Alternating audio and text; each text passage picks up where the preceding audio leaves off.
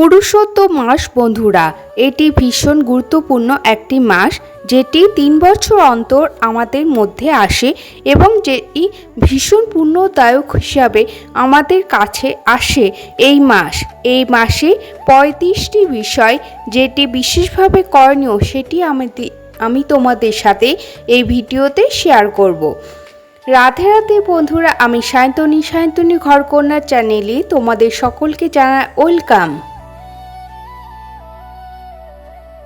এই পুরুষোত্তম মাসের তাৎপর্য নিয়ে একটি ভিডিও অলরেডি আমার করা আছে, সেটি তোমরা দেখে নিতে পারো। তবে এই বিষয়তে না বলে আমি তোমাদের সঙ্গে এই ৩৫টি বিষয় শেয়ার করছি, কারণ খুব তাড়াতাড়ি শেষ হতে চলেছে এই পুরুষোত্তম মাস। প্রথম পয়েন্টটি হলো বন্ধুরা, ব্রহ্মমুহূর্তে জাগরণ।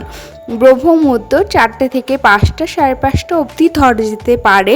সেই মুহূর্তে জাগরণের কথা বলা হয়েছে। এই মাসে বিশেষভাবে সারা বছরে আমরা ব্রহ্মমুহূর্তে উঠতে পারি এবং ফ্রেশ ক্লিন করে আমরা ঈশ্বরের নাম জপ করতে পারি। এই মাসে ব্রহ্মমুহূর্তে উঠে ঈশ্বরের নাম জপ করা বিশেষভাবে গুরুত্বপূর্ণ বলা হয়েছে। নাম জপের ক্ষেত্রে বন্ধু, আমরা যারা 16 মালা করে থাকি তারা 33 মালা বা তারও বেশি করতে পারি। তবে এখানে 33 সংখ্যাকে বিশেষ গুরুত্বপূর্ণ ধরে নেওয়া হয়েছে। তবে আমরা যারা মালা করি না সেক্ষেত্রে আমরা 108 বার ঈশ্বরের নাম করতে পারি, মহামন্ত্র আমরা উচ্চারণ করতে পারি, রাধা নাম করতে পারি। তাতে শ্রীকৃষ্ণ অত্যন্ত খুশি হন। শ্রীকৃষ্ণ রাধা নামে অত্যন্ত খুশি হন। তবে বলবো এই মাসে অত্যন্ত ভালো হচ্ছে 108 বার কৃষ্ণ মহামন্ত্র জপ করা। আচার্যদের প্রার্থনা, নাম জপ করা, 33 মালা জপ করা, দীপদান করা, গীতা পাঠ করা এই মাসের জন্য অত্যন্ত গুরুত্বপূর্ণ বলে ধরা হয়েছে বন্ধুরা। অন্যের ক্ষতি চিন্তা না করা এই মাসে অত্যন্ত মঙ্গলকারক। অন্যের ক্ষতি চিন্তা না করা সারা বছরের জন্য অত্যন্ত ভালো। খাবার সীমিত করা, অলস্য পরিত্যাগ করা, ঘিয়ের প্রদীপ দান করা বা ভোগ দান করা ভগবানকে এই সময় বিশেষভাবে গুরুত্বপূর্ণ। ঘিয়ের প্রদীপ তোমরা প্রত্যেক দিন চেষ্টা করবে একটি করে নিবেদন করার। না পারলে বিশেষ দিনগুলো অবশ্যই ঘিয়ের প্রদীপ ভগবানকে নিবেদন করবে বন্ধুরা। নিষ্কাম কর্ম করা, অন্য সমস্ত কাজের তুলনায় ভক্তি এবং এইসব জপ তপে আমরা বেশি মনোযোগী হতে পারি। এই মাসে ভগবানের ধামে বাস করা অত্যন্ত ভালো বন্ধুরা। তবে ভগবানের ধামে আমরা সর্বত্রই বাস করতে না পারলে সেই ধাম থেকে এই মাসে আমরা ঘুরে আসতে পারি। তুলসী ফুল দিয়ে আমরা ভগবানের সেবা পুজো করতে পারি।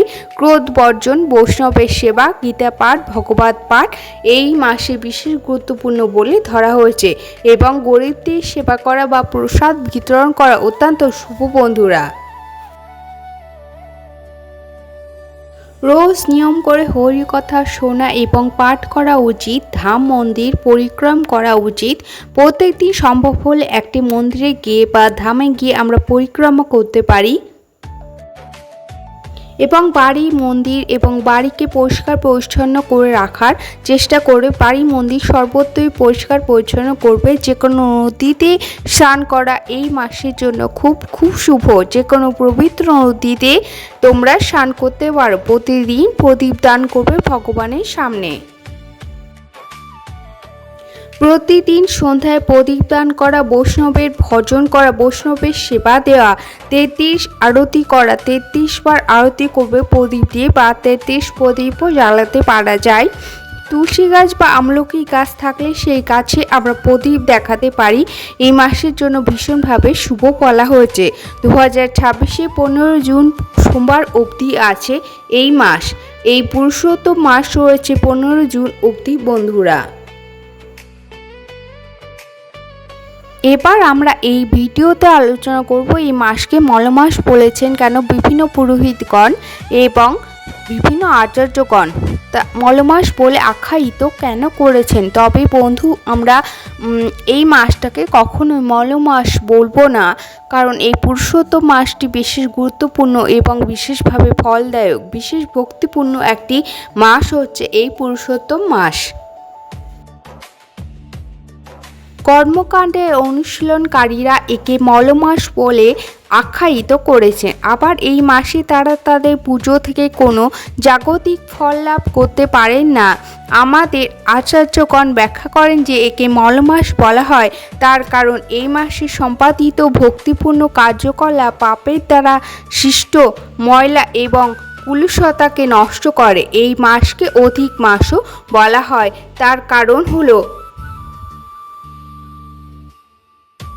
শ্রীকৃষ্ণ স্বয়ং এই মাসে সমস্ত শক্তি, কৃপা এবং আশীর্বাদ স্থাপন করেছেন। বন্ধুরা, এবং যে কোনো পুণ্যকর্মের অধিক ফল লাভ করা যায় এই মাসে। যে কোনো পুণ্যকর্ম করলেই তার অনেকটা বেশি ফল লাভ করতে পারি আমরা এই মাসে। এই পুরুষোত্তম মাস কেবল ভক্তি যোগ থেকে কৃষ্ণ ভক্তি লাভ করা যায়। অল্প পরিমাণ ভক্তি যোগ থেকে কৃষ্ণ ভক্তি আমরা লাভ করতে পারি। কৃষ্ণের অতি প্রিয় হলো এই মাস। সকল মাসের মধ্যে পুরুষোত্তম মাস শ্রীকৃষ্ণের অত্যন্ত প্রিয় মাস। গীতায় শ্রীকৃষ্ণ বলেছেন, জগতে এবং বেদে উভয় স্থানে পুরুষোত্তম রূপে তিনি পূজিত হন। এই বিশ্বজগতে অধিপতি জগন্নাথ দেব, স্বয়ং জগন্নাথ দেব পুরুষোত্তম নামে পূজিত হন। তার আবাস পুরী পুরুষোত্তম ধাম নামে পরিচিত। বন্ধুরা, যেমন স্বয়ং শ্রীকৃষ্ণ সকল অবতারের মধ্যে শ্রেষ্ঠ, তেমনি পুরুষোত্তম মাস সকল মাসের মধ্যে শ্রেষ্ঠ ও পবিত্র, যেটি স্বয়ং শ্রীকৃষ্ণ আশীর্বাদ প্রদান করেছেন। যে মাসে আমরা সর্বত্র সব মাসেই ঈশ্বরের আশীর্বাদ প্রাপ্ত হব, তবে এই মাসে বিশেষভাবে ঈশ্বরের আশীর্বাদ পাবো আমরা। যিনি পুরুষোত্তম মাস পালন করেন তিনি অতীতের সমস্ত কর্মফল থেকে বিনাশপ্রাপ্ত হন এবং পুরুষোত্তম ব্রত পালন না করলে কেউ বিশুদ্ধ ভক্তি যোগ করতে পারে না। বন্ধুরা, স্বয়ং শ্রীকৃষ্ণ নিজে কি উল্লেখ করেছেন সেটি বলবো। উল্লেখিত আছে যে সকল পুণ্যকর্মের চেয়ে এই পুরুষোত্তম মাসে পুণ্যকর্মে অনেক বেশি মূল্য আছে এবং যে কেউ এই পুরুষোত্তম ব্রত পালন করবে সে জীবনের শেষে আমার ধাম গোলকধামে ফিরে যাবে। এটি বলেছেন স্বয়ং শ্রীকৃষ্ণ। রাধে রাধে বন্ধুরা, হরে কৃষ্ণ। সকলে অনেক ভালো থেকো।